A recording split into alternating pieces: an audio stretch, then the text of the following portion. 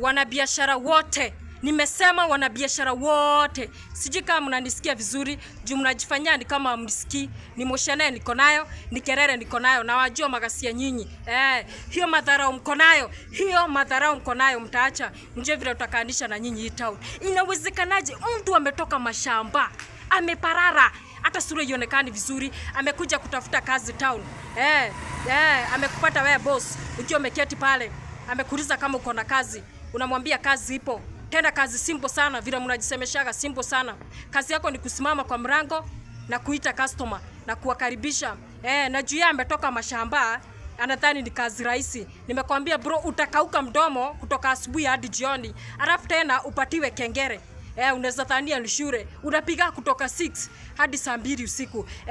Nao customer unaambia ukaribishe, ni customer wako na madharau sana. Mwingine anakuangalia hivi, kuangalia hivi.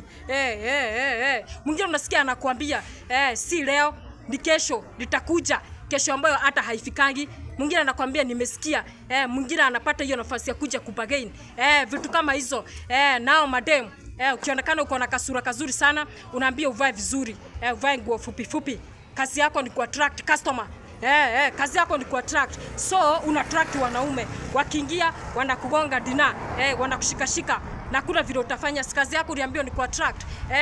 Sasa hadi mtu hawezi piga simu nyumbani, aseme ni kazi ya maana anafanya. Juu sasa unaweza ambia je mtu atimi kazi yangu ni kuita customer shwari. Sasa hiyo ni kazi. Kama mtaki kupea mtu kazi, semeni, tuheshimiane. Hiyo mambo yenu sitaki, kasi ya nyinyi.